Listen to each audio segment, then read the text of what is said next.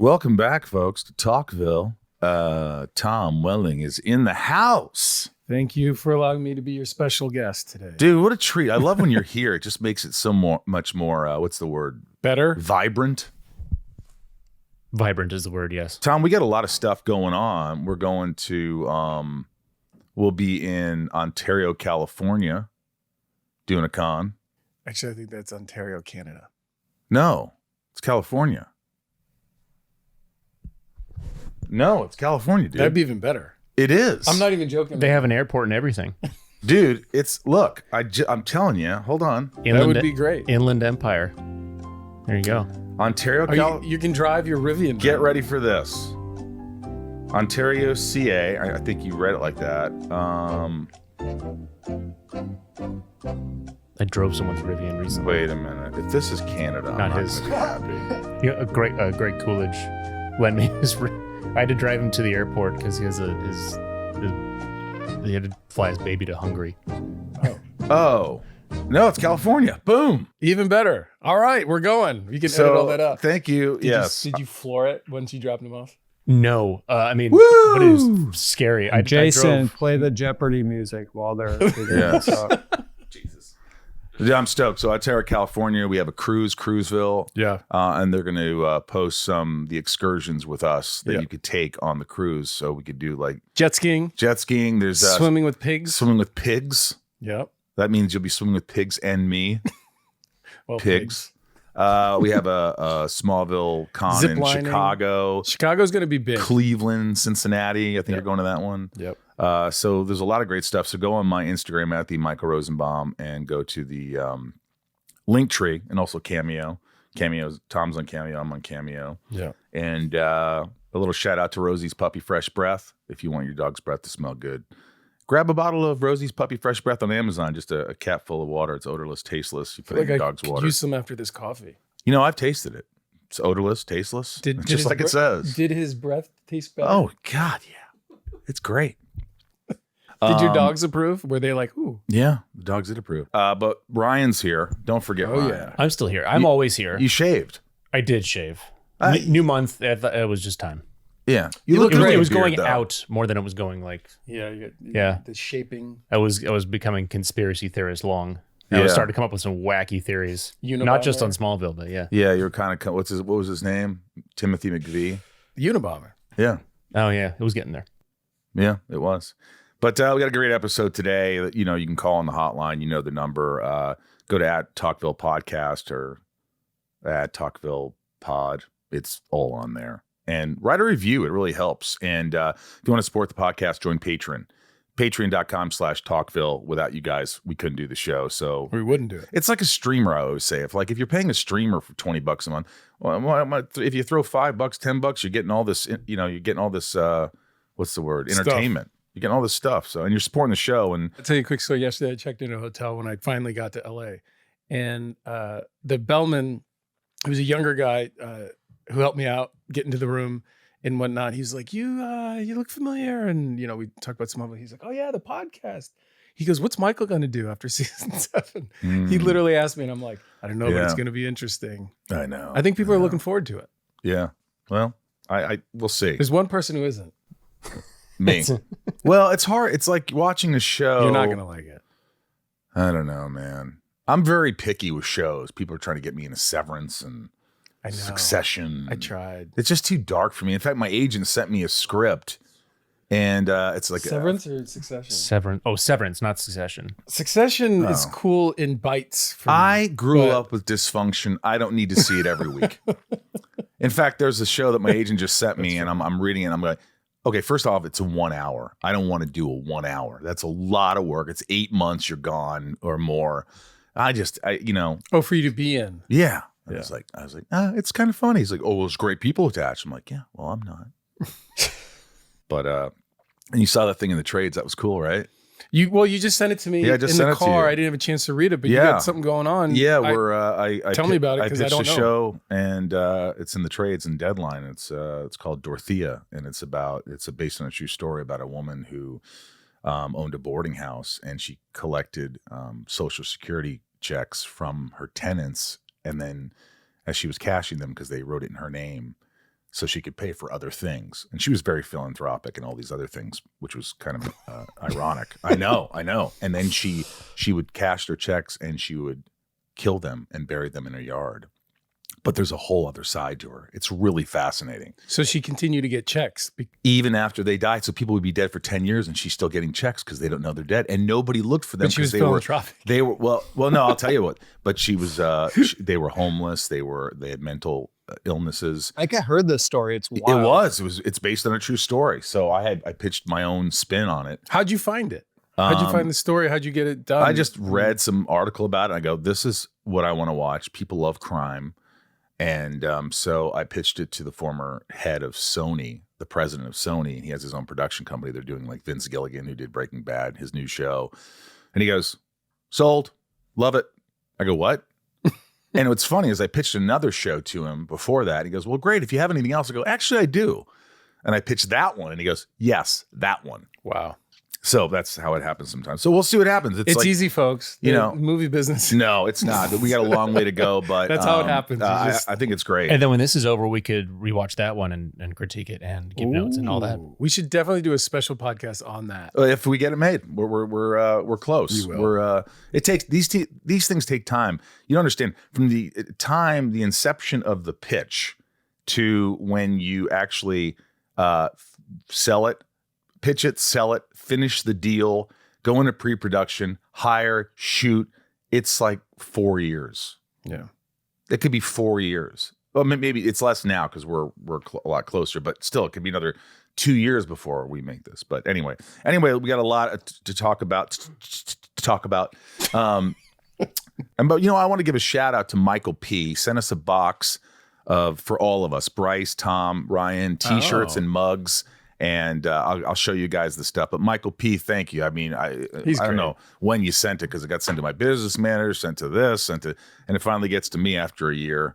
But thank you, Michael P. You're a gem. Let's, without further ado, let's get into season 6, episode 8. This is Static. Title Static aired November 16, 2006. Director James Conway, writers James Morris and Shintaro Shimasawa.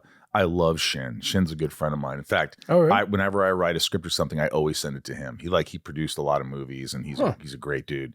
Love him. Really bright. Guest star Aaron Ashmore as Jimmy Olsen. Elias Tufexis as Bronson. He was actually on a show called Impastor with me, I think, years later. Great guy. Dave Bautista as Aldar. I've been trying to get a hold of Bautista. Let's see. You think he texts me back today? He's a busy guy. The only person who's ever picked me up over their head.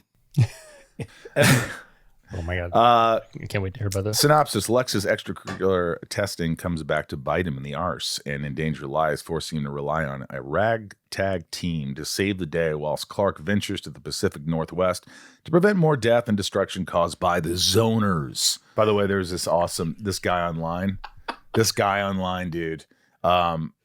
This woman was calling in to work to this, business, and he goes, "Can I help you?" And he starts going on, "Yes, hi, welcome, blah, blah, blah." And she goes, "Hi," and she just cuts him off. He goes, "I'm sorry, did the middle of your sentence, did the beginning of my sentence cut off the middle of yours?" And I was like, fucking genius. All right, right. Do you want this mic stand so your bicep doesn't cramp up? No, there's no good place to put it. Just bulky. Also, I need the work. Okay. I need the workout. All right. Just on this arm, though. The episode opens at midnight in Luthor Mansion. Not a creature was stirring, not even Lex's spouse. We see Lana restless as she gets a visit from her concerned BF. With her relationship on the rocks, Lex gives her many words of affirmation and gets 2 words in response. You know what I liked about this scene is you guys seemed very patient in the scene. Nothing seemed rushed. There was a lot she was not saying. There was a lot that you were inferring. And I thought that it seemed like you guys took your time with this. And because it could have easily just been like, say the lines. Yeah. Yeah. It's cool sometimes when there's so much that you want to say, but you don't say it. It's like that old thing. It's like, I had this part where I was on stage all the time, and I said to the director, I'm on there. I feel like I'm not doing anything. I have nothing to say. He goes, "No, you have everything to say. You just choose not to say it." And I'm like, So I'm thinking of all these things. And as long as you're thinking, You're all right if you're just standing there going, What's my line? I read a Stanislavski book, Stanislavski pulls out. Yeah. Maybe the first 15 pages. I love Stanislavski. They talk about an actor on stage reading a book, like read the book. Actually read the book. Don't pretend to read a book. Read the book. Yeah. Out of nowhere, alarms go off through the house when we see Luthor security has received some upgrade training as they go full SWAT team to protect their boss. Where have those guys been?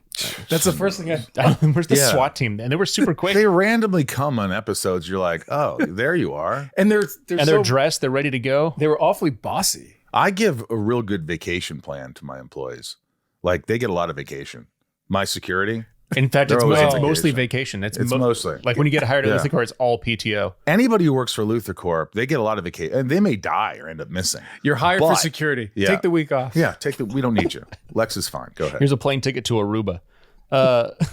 They head to the panic room, but before everyone can safely enter, Lex TV static evaporates in the middle of the room. Strange. When Lex reappears, he's in some sort of twilight zone, unable to interact with anything in the physical world. Over at the DP, I can't say DP without thinking.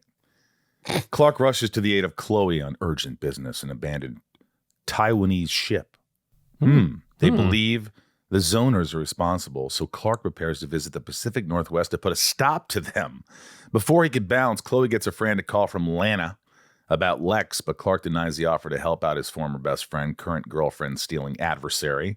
The next day, Lionel gets the 411 on his son's sudden disappearance and lack of cookie trail. Lana shares Lex's static occurrence, but despite wearing suspenders, Ryan, Lionel is hesitant to suspend disbelief. We gotta get those made. I know, I don't. I'm thinking we'll pay for them. Black suspenders with white lettering. Bryce. And it just says suspenders of disbelief all the way across. Bryce, can't you make some suspenders of disbelief? You got them? You made them? Did you knit them? Well, let's put the suspenders on. You know what? We'll do it, and we'll put. Are they black? They're just black suspenders. Okay, because I'm going to put disbelief on the sides of them in silver Sharpie. All right. We'll remember it makeshift. Yeah. All right, go ahead. Paint pen. We'll remember it for next time. I felt like Lionel's concern for Lex was very convincing in this episode. How many times is Lex missing, or he's worried about Lex? So many episodes. It's clear that he sees the opportunity here. Yeah. But his performance is always convincing. And when Clark arrives in the land of Subaru hatchbacks, he casually waltzes onto an active Subaru. I do. He casually waltzes onto an active crime scene and makes his way into some sort of autopsy tent. Clark shows backbone by impersonating a med student as he learns that each dead body recovered from the ship is missing their skeleton. Gross. Yeah, very gross. In a good gross way. Like I was like, ooh. Clark leaves to commit a federal crime with plans to impersonate a police officer. Federal offense, right? I like were the producers like, well, we're in Vancouver, we should probably use these docks at some point, but they've used them before, but not a lot, but they've used them before. But also this is another thing because they did Oakland earlier. Now this is like real Seattle, so I'm really confused about the geography of. Yeah, well, it was Vancouver. He's super speeds. In reality, I know, but it bothers me that they call it Seattle. Yeah, they should call it like Vancouver. Yeah. Sherman Bluff. Yeah. Or some shit. Just like a made up name. Like they did the same thing with Oakland. Yeah, I agree. It sounded weird. Lana heads back to Luthor Mansion and is unable to hear the pleas from Casper, the friendly Luthor, who fails to interact with her and Chloe. After contemplating the idea of Lex being gone forever, Lana is empty with the thought that she may never see her baby daddy again. As they leave, Lex gets a static interruption from Bronson, a patient from level 33.1 who he's responsible for testing on. Back at the DP, Chloe vents to Jimmy, who in turn questions the mysteries of women and the difference between he and Clark Kent, or CK. I don't like that he says CK. Before Chloe can list them all, Lana pops back up and analyzes poltergeist security footage they were able to uncover. Lana leaves when she gets a vague call from Bronson, and then she heads over to her old stomping grounds, the Talon. Bronson nervously explains his motivation for kidnapping Lex and his demands for his release. the reveal of level 33.1. And why does it need to be done under the journalistic credibility of Lex's girlfriend? Not sure. Back in Seatown, Clark commits his felony and then analyzes more gruesome crime scene evidence. Despite being in a red jacket and jeans and not a professional autopsy outfit, nobody seems to have a problem with Clark's investigation. I mean, yeah. Put your suspenders on. Yeah. There's a notch. It was like the scene where he's in the room with that woman, right? Yeah. And it's just him. There's nobody else in there. And he's like, oh, you're a newbie. Yeah. Like, you should be in here, newbie, with all this crazy shit going on. Well, they addressed it. Yeah. That happens a lot. You know what I didn't like? It bugged the hell out of me. The scene would have been fine. But when you leave, she goes, oh, I guess you're getting sick. It was just like, she should just watch him leave and go, like, maybe, like, she knows. She doesn't need to say it out loud, like, he must have gotten sick. To be honest, You liked it. I liked it because it gave closure to the fact that he was leaving. I didn't think you needed it. Over at a nearby container, we see the zoner that everyone is looking for laying the smack down on a police officer until he rips him open raw and proceeds to feast. Like WWE Raw. Back in Kansas, Bronson takes Lana on his field trip and shares his newfound ability to move through different frequencies and planes. Ryan-tist, care to explain? They emerge onto level 33.1 and find the place completely empty. Bronson starts to lose it, irate that everything has disappeared. Lana begs for Lex's release, but she gets denied. You know what I thought would have been cool? Like, so when Lex gets the static thing and disappears, I think we needed to see that this villain character do that. Mm-hmm. Like when he met Lana outside the DP, I think he should have like appeared that way or something. Yeah. That would have helped prove his point too. But yeah. Anyway, maybe it's probably a $30,000 visual effect thing that they didn't want to. I don't know. It's weird. Because he doesn't show it. No. His ability. He just does it to other He's the people, only one who right? can go between planes. But we don't see him do it, right? Or did I miss that? Well, he kind of goes into that plane with Lex. Yeah. Yeah, but I'm just saying the visual, we don't see him do it. He just does it. Yeah. I don't know.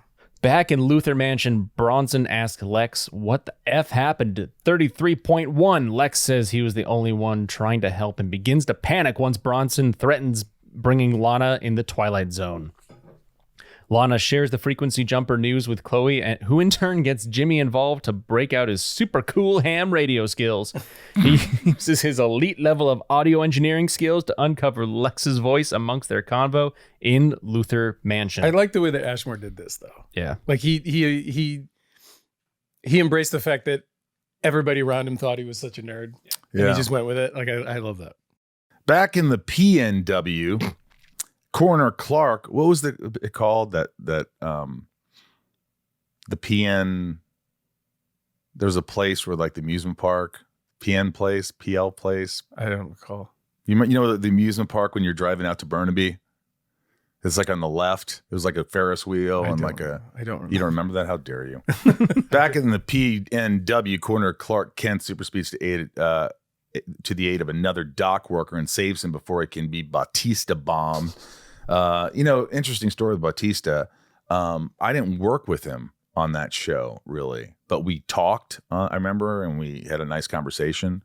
And He's a sweet guy. So we became good buddies. But like I was at a convention, and they go, Michael Rosenbaum, please come over to Dave Bautista's table, please. Michael Rosenbaum, and I was leaving. I was on my way to the airport, and I go, they just say my name, like, and this guy comes over and goes, yeah, Dave would like to talk to you.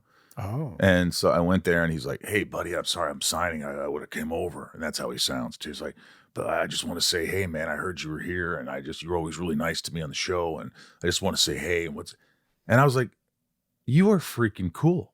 What a nice thing to do. I just can't wait for the next time we're at a con together and you call his name out. Dave Bautista, please come to Michael Rosenbaum's table, please. Immediately. What the hell? Oh, yeah, I remember you did that too. That's kind of his voice. Yeah. Well, thanks for having me. No, it was great. Thanks. I think I brought this up before on this podcast, but I remember him being very calm, excited, and like open. I think and like driven, like wanting to do a good job. I think this at the time, this job was like a move for him. Like Absolutely. he's moving. Look where he's gone. And I think I've said this before, but when we do this scene that's coming up where his character picks me up over his head, they had all this wire work and all this stuff rigged, and he goes, "Why don't I just pick him up?" And they were sounds Tom, like him too. They're like, "Tom, you cool with that?" I'm like, I mean, I could just pick him up. And it's the only person who's ever picked me up over their head. Did he? Yeah, he just picked me up. He Yeah, grabbed no problem. grabbed my belt, grabbed my shirt, and just went. Yeah, guys. And I've never felt that before or ever again. I do this for a living. Yeah. Yeah, well, that's no problem. That's Dave Bautista. That's really good. Talkville is brought to you by Factor. Gosh, Tom, I love Factor. How great are these meals? They're delicious. They're made in 2 minutes. You don't have to wait around and put things together and you're hungry. I want to eat now, Tom. I spend so much money, dude, on, delivery services. Like one meal, it seems like you get a week of Factor meals for like one meal I order on delivery. Or how many times do you go to the grocery store and you get tons of food and it just goes to waste in your fridge? No, I mean, it's great. And like, listen, with Bryce, he was blessed with twins and has a lot on his plate. And I know he got into Factor and it's really helped out around the house because there's just no time. Yeah, our producer loves it. You save money, you get good food, and it's there when you need it. Ready to optimize your nutrition this year? Factor has chef-made gourmet meals that make eating well easy. They're dietitian approved and ready to heat and eat in 2 minutes, so you can fuel right and feel great no matter what life throws at you. Factor arrives fresh and fully prepared. Perfect for any active, busy lifestyle. Lose up to 8 pounds in 8 weeks with Factor Keto Meals. Based on a randomized controlled clinical trial with Factor Keto, results will vary depending on diet and exercise. With 40 options across 8 dietary preferences on the menu each week, it's easy to pick meals tailored to your goals. Choose from preferences like Calorie Smart, Protein Plus, or Keto. Factor can help you feel your best all day long with wholesome smoothies, breakfasts, grab-and-go snacks, and much more. Reach your goals this year with ingredients you can trust and convenience that can't be beat. Eat smart with Factor. Get started at factormeals.com/factorpodcast and use code FACTORPODCAST to get 50% off your first box plus free shipping. That's code FACTORPODCAST at factormeals.com/factorpodcast to get 50% off plus free shipping on your first box. Talkville is brought to you by Prize Picks. I talk about these guys all the time. Prize Picks is the best place to get real money sports action. With over 10 million members and billions of dollars in awarded winnings, Prize Picks has made daily fantasy sports accessible to all. You just pick more or less on at least 2 players for a shot to win up to 1,000 times your cash. Run your game all season long on Prize Picks. Tom, you watch me play all the time. I have so much fun with this. Yeah, even when I play, it makes things a little more interesting. You're watching more of the game than I would normally watch. And what's great is you don't have to deal with all the over-unders. It's just like this basketball player, I'm going to say he's going to get less than 20 points. This other one that's on the other team, I'm going to guess he's been getting 35 points a game. I'm going to say he's going to be more than 30 points. And then you sit back and watch. Your withdrawals are fast. It's easy to use. It's fun. I really have a blast. Prize Picks is the best way to get action on sports in more than 30 states, including California, Texas, and Georgia. The app is really easy to use. To create a lineup, all you have to do is pick more or less on a few player stats for your shot to win up to 1,000 times your money. Prize Picks is the best place to win cash while watching sports. On Prize Picks, you can mix and match player projections from different sports. Combine your favorite basketball players with players from baseball, hockey, esports, and much more. Prize Picks accepts major credit cards for quick and easy deposits into your account this sports season. The second half of the basketball season is here, and the race to the playoffs is heating up on Prize Picks, the best place to cash in on your favorite sports. Do not miss your chance to cash in as the league's best fight for playoff positioning. Download the app today and use code TALKVILLE to get $50 in bonus promo funds instantly after you play your first $5 lineup. That's code TALKVILLE to get $50 in bonus promo funds instantly after you play your first $5 lineup. Prize Picks, Run your game. Must be present in certain states. Visit prizepicks.com for restrictions and details. The zoner Aldar then turns his attention to Clark, throws him like a rag doll in a nearby machinery. Like That's Tom crazy. said, later that night, Metropolis Lionel catches Chloe snooping through Lex's hard drive and manages to delete the files before she can uncover anything about level 33.1. Lionel tells Chloe to grow up and drop her obsession in meteor freaks. With meteor freaks, for F's sakes, we only deal with zoners now. Lana returns to Luthor Mansion in an attempt to connect with Lex. Ironically, without the physical presence, she finally feels comfortable making a confession that she loves him because of how honest he is with her. Does anybody know Oh, yeah, and she's why- pregnant. She's pregnant. Very, Yes. very. Does anybody know how Lionel knows about the zoners? Maybe through all those Kryptonian reads. with Oh, the yeah. Writings. Yeah. Oh, Yeah. okay. Yeah. After hearing she's pregnant, Bronson decides to static blast. Static blast into the room and then holds a knife to Lana's throat to try and strong-arm Lex to reveal 33.1 secrets. Thankfully, Jimmy and Chloe waltz into Luthor Mansion, and Jimmy knocks down Bronson before he can slit their friend's throat. Instead of controlling the situation, however, they make some cocky comments and allow Bronson to static blast out of there, but not before Lana grabs hold of him and teleports to the same frequency. So I guess we do see it. Inside the different frequency, Lex and Bronson battle it out. Over in the real world, Chloe and Jimmy nerd out trying to reach the unseen frequency. Lex is able to turn Bronson's knife against him and end his frequency. I mean, this is pretty. He's got to kill him because he knows too much. Mm-hmm. And he's like, I've got to, like, there's no going back. This guy is gone. Does it count as a death if it's in a static? Well, it does count as a death, but also because he was alive. He just has this ability. But he was trying to kill Lex. Somebody tries to kill you, you kill.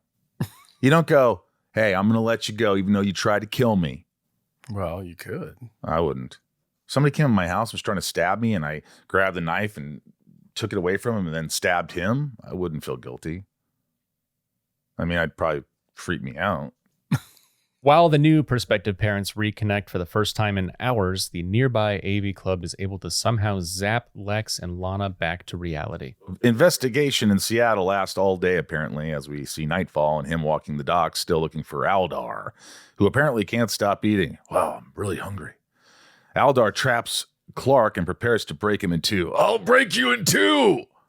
I'm hungry. Yes, and when all of a sudden he falls to his death with a burned imprint left on his back, the mysterious responsible hero blinks at him from a distance before flying away. Kind of cool. Very comic book. Very cool. That was cool. That was very cool. The next day, Lana, Chloe, and Jimmy head to the empty level 33.1 to ponder what could have been there and how much help Clark would have been. As a result of some sort of Stockholm syndrome, Lana defends her baby daddy and tells Chloe that there's no proof that 33.1 existed despite them standing in 33.1. But there was nothing there. There's nothing there. Lex stops by his father's office to ask where his super secret testing facility disappeared to, and Lionel admires how far his son Lex has taken his Kevorkian testing practices, but criticizes his sloppiness in doing it all. And Lionel agrees to share where he moved 33.1 only if Lex agrees to let him in on a project as a partner. Did the Oreo thing land for you at all? No. The Oreo cookies? Yeah, that was a thing. What was it? Martian Manhunter. He He eats. wants to eat Oreo cookies. Was that in the script? Yeah. Yeah. I didn't get it. Yeah. Yeah, I don't. That's recall. why Well, I knew it He had to found be a a cookie thing. at the docks, and then he found a cookie in the barn. I only know because I was like, Mm-hmm. I remember doing inserts of a Oreo cookie, and I'm like, what? Yeah. And they were like, oh, apparently Martian Manhunter, that's his thing. Yeah. So that's who that is. That's some of your delicious coffee I gave you. I did. It is good. It's good coffee, right? Made it fast. It's a non-dairy creamer.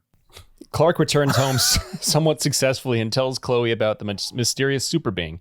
She tells him not to feel self-conscious because sometimes even heroes need to be saved. Somebody. As Chloe leaves, we get some super subtle product placement as Clark steps on a half-eaten Oreo cookie inside his barn. This reminds him of the Oreo cookie he stepped on the night he was saved from the Zoner, And aka Aaron Martian Manhunter. And Jimmy's had a zoner the whole episode. with Chloe. Hello. By the way, Lex lying straight up to Lana's face What do About- you say? when she asks about 33.1. He's like straight to her face. Is like, What is he gonna do? Well, tell her Because here's the thing, when he was in that static zone, one of the cool things about that is she got to say things that were on her heart and her mind. Yeah. And so did Lex. And it was nice to see. And then here they are together. And he just lies. Straight through. Over in Luthor Mansion, Lex ponders his fatherhood future and the inevitable car seat struggles ahead of him. Remember that? He shares his excitement with Lana, who quickly turns the conversation to Meteor Freak. And of course, as Tom said, 33.1, poor Lex. He distracts her for a moment by walking her into a room covered in roses, and he proposes to her, but not on a knee for some reason, because he would not want his suit to get smudged. Huh. Yeah. Closing thoughts. Now that Lana's pregnant and propped to there's no way her relationship can last much longer, how many more episodes do you give it? I don't know. You always think these are going to last just a couple episodes, but I don't remember. Don't say anything. But I think it lasts a while, at least another 4 or 5 episodes. Well, Bryce knows, but I don't think he should tell us. Yeah, don't say anything. These cold opens I won't are tell, always... but I read something interesting about great. this. About Michael, you were quoted as sharing that you didn't know what happened later in the season during this scene, and it played into the ambiguity and surprise for you and Lana in it. And I don't remember now. I sort of remember actually a little bit, but I don't. But as it should. They don't know what the future holds. I like to not know what's going to happen. I read each script and I go, "Oh, where's this going?" I don't want to be too far ahead. Interesting things to note: the being that saves Clark is the Martian Manhunter we talked about. Although he cannot be seen clearly, he is recognizable by his red eyes, flight, and his snacking habits. Elias Tufexis previously appeared in 3 episode Asylum in a minor role as an inmate. Aldar, played by Dave Bautista, is the first Zoner, played by WWE wrestler. The second is Titan, played by Glenn Jacobs. These 2 actors are more commonly referred to as Batista and Kane, respectively. Kane, yeah. Well, if it isn't Helen. Hello, Helen. How are you, darling? Can y'all hear me now? Yep.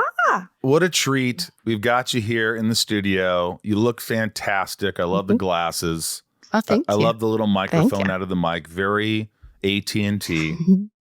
That's Tom. Hi, Helen. Hi, Tom. You'll see Tom in a second. He's in the studio. Ryan's getting his computer ready. But let me just get started with this. Why did you become a patron? I became a patron because I stumbled upon the podcast last year. So I did like a binge to like catch up to like the live episodes and stuff. And also I've just been a fan of Smallville since it premiered. So when I saw there was a podcast and you mentioned Patreon, I was like, don't know what that is, but let me find out. I like it. I hope you're listening to Inside of You, my podcast as well. I started listening to it and I've been really enjoying it. Thank God. Thank you, Helen. I appreciate that. What do you love about Smallville? What is it that has made you a fan over the years? Resonated. What has resonated with you? What has resonated, I would say, was one, Superman's our favorite hero, but getting to see his before he became Superman. I'm really a bookworm, so I love reading. Like, if I ask, how are you? I want the full story. You don't even have to be like, oh, long story short. I'm like, no, give me the short story long. You know? Like that. I don't. Like, I have a fast forward button on me. When people are talking, especially, I don't do it with strangers, but when I have friends who start a story, I know immediately to go fast forward. We get that part. Just get to the, I don't need to hear all this stuff about how you were in line at Chipotle. Just get you ordered. We're good. Now you're home. Now what? For me, I live for the details. Yeah. But that's good. I mean, yeah, I needed you to get right to the point. But when did you start watching Smallville? When it first came out? Yeah, when it first came out, I was 10 and already watched the WB anyway. So when I saw like previews for it, I was just like, oh, Superman before Superman? I'm in. Really? And what did you, Yeah. Did you love the characters? Did you love the whole thing? I mean, was it, when you compare it to other shows now like Flash and Arrow and whatever else is out there, how does it compare? Honestly, I haven't watched a ton of the other superhero shows. Again, I'm a bookworm and I'm more so like movies. And then it's only been a handful of shows that I actually kept up with, you know, and especially like earlier on before streaming and everything, watching it week by week. Like there were 4 shows that I followed week by week and Smallville it had me. Do you feel like there is a potential for an Arrow podcast rewatch? I don't think that would happen. I don't think that would happen. I mean, Smallville just had It might. You never so know. much. It could happen, but I think Smallville just had it was so character driven, and there was so much growth in all the characters, which is why we get to like. And do it was this, I so think. many comic book characters that were in it. Yeah. I mean, all these, even like Pete Ross and the Lana Lang and Ma and Pa Kent and Lex Luthor and Martian Manhunter, Martian and all these Manhunter, guys, and yeah. like we start bringing them in. It was cool. I mean, a lot of shows do that. They saw that how successful we were in doing that, and then of course, why not use the same kind of? But Yeah, we're the trendsetters. Well, we were trendsetters. Multiverse kind of started on Smallville. I mean, I'm sure it was in the comic books. Oh but yeah, you're right. It kind of did. Multiverse is started. Do you go to cons, Helen? Actually, the first one I ever went to was last year's Salute to Smallville because I was just like, oh, I'm in. Are you going to Chicago's version too? Yes. And also even going to Fan Expo in Dallas, like in May and whatnot. So Sweet. I'm all in. So much fun. What did you think about Static as an episode? Because the episode we're covering is Static. So what was it about? Did you like the episode? Was it a strong one, or was it kind of the ones in between? It wasn't in between, but I enjoyed like little things. I loved seeing Bautista. I don't think I ever say his name right. I'm so sorry. I think you said it right. But when y'all had switched over to the CW and y'all had that tie-in with like the wrestlers and stuff like that, I want to say it was the first one that was like a guest on Smallville. And I was just like, yeah, I'm in. And I loved the stunt, like when he lifts Clark over his head. I was just like, whoa, because wrestling. I told this story on the podcast, but I'll tell you right now, real quick. He just picked me up. They had all this stunt stuff ready, and he goes, "Why don't I just pick him up?" And he just put me over his head, and that was it. We love you on here, and we thank you for coming on the podcast. And it's a real treat. We wanted to incorporate our patrons in the show as much as we can, and we're always coming up with ideas and thoughts. Do you own any Talkville merch, any shirts or anything? 2 shirts, and then I just recently got my sister a shirt too. She's a huge fan and watched the show together. Today would have been a good day to wear it. Yeah, you could have worn it today. It would have been a good day, but it's like a rainy, cold day, so I don't have a long sleeve one. Glad you look good. You look like you're together. But what shirts do you have? Do you have a damn Who's That? I don't, but I have the Talkville one with like the logo, and also the black one with like the yellow Talkville. My sister just ran off to go grab the shirt. Oh, good sister. Yes. But yeah, so we've got that. And then outside of that, we have like random Smallville shirts and different things that we've gotten from like Amazon or online like over the years because we've had plenty of time. Well, look, we love you. And I have a question. I have one question. Oh, go ahead, Bryce. Oh, there it is. Let me see your sister. Get on here, sister. Come. Amazing. She was so bummed that she couldn't come with me last year, but this year we're going to Chicago. Like, we're booked and ready. All right. Bryce, go ahead. You got a question. Without revealing too much and spoiling this season, do you think this is the evilest that Lex Luthor has been on the series? Yeah, without spoiling, I would say yeah. There's a character that I love that listen, it gets real this season, but Michael, you played the mess out of that role for real. And that was just like, oh my God, how can you do that? Thank you. Well, that's the best compliment you can get as an actor. Well, you're only as like good you as played the shit out of that. You're only as good as the people around you and the material, and it has to be the perfect storm. Humble pie coming No, over. but it's true. I agree. I think like if someone's giving you something you need, that ignites you as an actor. We love you, Helen. You're the best. Thanks so much. Yeah. Bye, sister. Can't wait to see y'all again. We'll see you soon. This show is sponsored by BetterHelp. Who is your support system out there? For me, it's my family and my friends. They've always got time to listen and help me understand my situation better. In a society that glorifies hyper-independence, it's easy to forget that we're all better when we have a support system behind us. Therapy, folks, can be a source of support for any area of your life. Therapy from BetterHelp is so helpful for learning positive coping skills, how to set boundaries. It empowers you to be the best version of yourself. And it isn't just for those who've experienced major trauma. Therapy is beneficial for everyone. Ryan goes to therapy. I go to therapy. Tom, so many millions of people. BetterHelp is fully online, making therapy affordable and convenient. serving over 5 million people worldwide. You can access a diverse network of more than 30,000 credentialed therapists with a wide range of specialties and easily switch therapists anytime at no extra cost. You know, it's funny is a lot of people think, I don't know what I do if I don't like the therapist. It's easy. You just get another therapist. They give you another one. You don't have to deal with like awkwardness. It's really that easy. Build your support system with BetterHelp. Visit BetterHelp.com/Talkville to get 10% off your first month.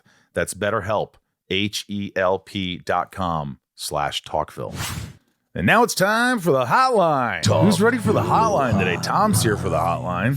Woohoo. Top tier patron. We're going to Shannon, who supports the podcast like all of you guys and gals. Here we go, Shannon Fofanen. Hi, guys. This is Shanna from Leominster, Mass. When Lionel was at the planet with Chloe, he kind of berated her for referring to 33.1 as Meteor Freak Central. He knows the secret, though, and is well aware of the side effects of kryptonite. It kind of seems out of place to me, so interested in hearing your thoughts on that. Also, do we think Lionel is still towing the line with wanting to be a part of 33.1, or is he duping Lex to help Clark stay in the know? Thanks. Bye. I think Lionel always wants to be a part of something. He always wants to be a part of whatever Lex is doing. I think what she was saying there at the end, though, does he want to know so he can help Clark? I think that was the end of her question. I think he's out for himself. It's not like really he's helping Clark. It's more like avoiding Lex so he can do whatever he wants with Clark. Maybe. By the way, I skipped important people.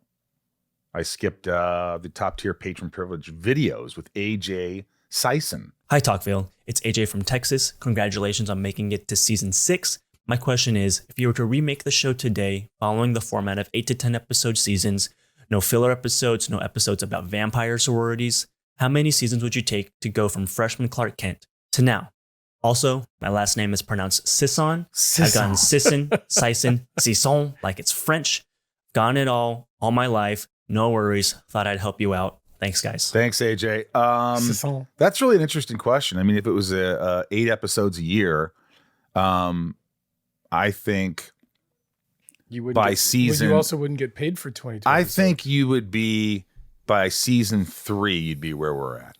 Season 3, half as much time. Oh, I see what you're saying. So you would, think about it. If you did the pilot and then skipped a couple of Freak of the Weeks into one that was like legacy or something about the past and start building on just the character driven episodes, you'd be through 24 episodes of great TV. And now you'd be starting season 4. Mm-hmm. And then, you'd wrap it up by season 5, 2 more seasons, maybe 6, but like that's what I think. Here's Ken the Limerick guy. Hi guys, Ken the Limerick guy here calling about Static. Tom, where were the scenes in the Seattle Docks filmed? How did they film the scene where Aldar throws Clark into the tower and Clark jumps back down? Thanks, bye. Thanks, brother.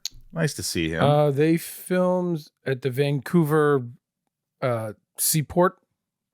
Which is one of the deepest seaports on the West Coast, believe it or not. It's like that in like San Diego and Seattle, but we filmed it in Vancouver, and then I think the other stuff was filmed in a warehouse in Burnaby. And it was just a lot of stunt work, right? Yeah.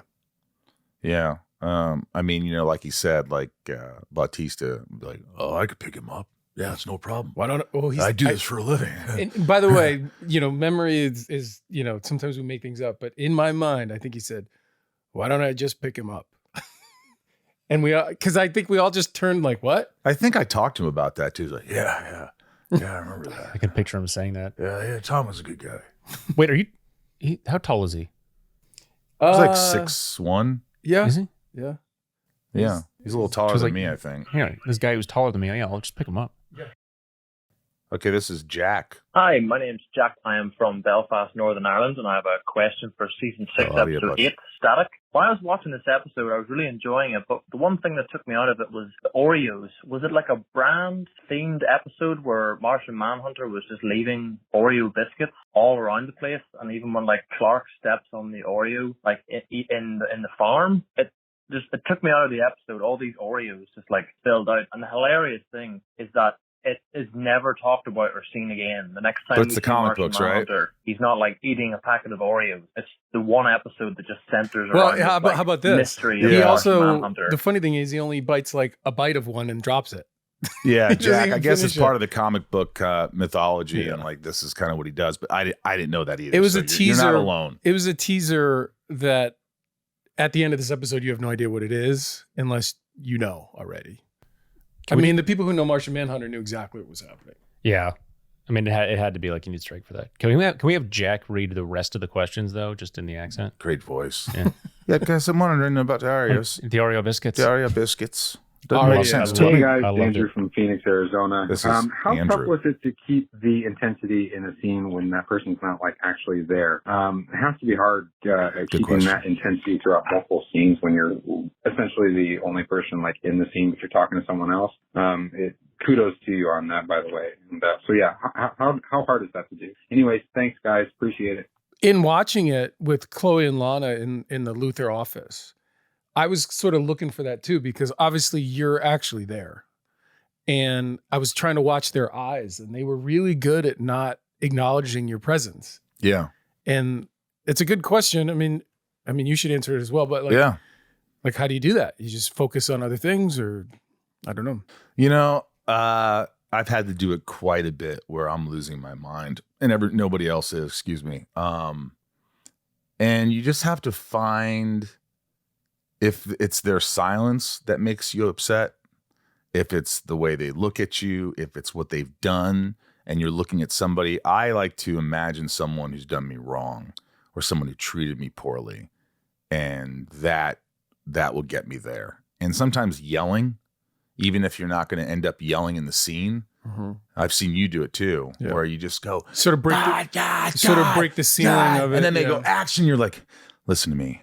And it already gets you in this place where Yeah. you don't have to scream anymore. Yeah. And so that's kind of cool. Here's a text from Sophie, who we love. Michael, you and Tom have already mentioned that while filming the show, you didn't necessarily know in advance what was going to happen in future episodes. So does that mean when filming the scene in the mansion where Lex learns that Lana is pregnant, you didn't know where this plot would go and the end game of it? Absolutely. I didn't know. Mandy, how many times did you laugh trying to get through the scenes where Chloe and Lana can't see you? It was goofy. I was like, I love you. I love you. I can hear you. I'm here. And they're just standing there like, you know, I remember it was goofy. I do remember it was goofy. This was the real Lexmas because you got Christmas caroled. Like this is like It's a Wonderful Life. It's Yeah, Scrooged. yeah. Because Yeah. you're like you're doing like your Jimmy Stewart. You're like, That's true. And I can hear you. I'm here. All right, let's get into the Rosenbaum rating. Tom, let's go. There was stuff I really liked about this episode because it was spooky and different. And whatnot. Can I give it a 1.5? Is that possible? It's yeah, of course. Yeah. Ryan? I'm also gonna go 1.5. It was spooky and different. I'll give it a 1.5.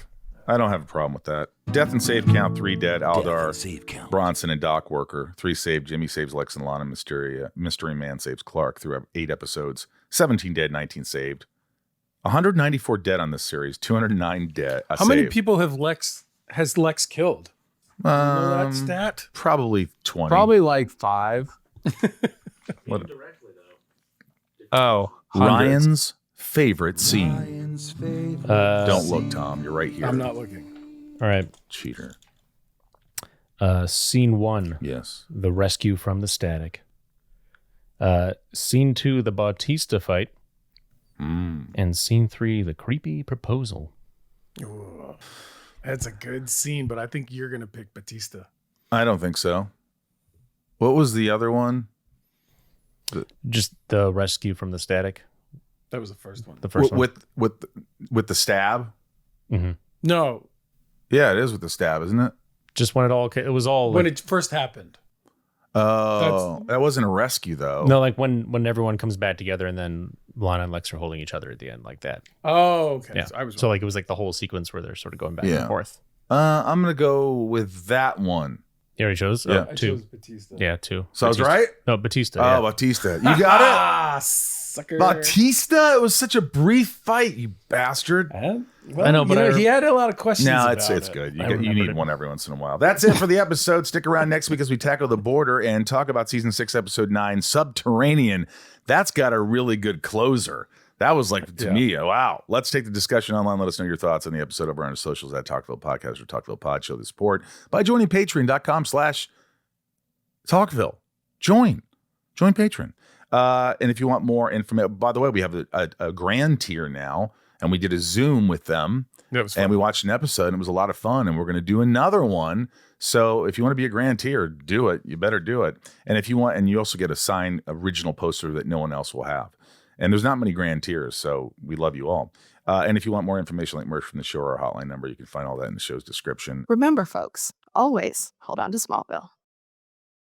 And now it's time to read the top tier patrons, those folks who keep this show afloat. We love you. Patreon.com/Talkville. Tom's here with me. Leanne P, Raj C, Santiago M, Little Lisa, ThomasTomTurner, Shane W, BetsyD, Abhi P, Fatima T, KarenApple M, 99 more, Leilani N, Brett G, always hold on to Smallville, Charlie T, Garrett W, Bob K, Knudsen, Tom N. Jason W, Lana Rounds with Banana W, Nancy D, Brian G, Craig Jelly, 817, Amanda R, Teddy 127, Michael P, always good to hear from you, Ryan R, Randy B, Craig G, Jor-El, Heather and Greg, Brother. You know we love you.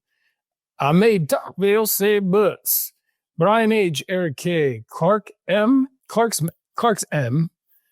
Kristen B, Darth Achilles, Finky, Early is on time, and Damn Who's That? Jeanette E, General Zod, Theodore, Jam and J, Doug R, Carlos C, Kendall Limerick Guy, Corey L, Mr. Home Arcade, Claire M, D Brown, Karen M, Jules M, Eldon Supremo, Brian P, Mick Burtz, Ginger Moose, Christoph S, I'm W, Amanda Lynn, Sebastian F, Wolfie, Matthew and Lincoln B, Marion Louise L, Caesar G, Shannon Fofana, Tina E, Matt Maverick.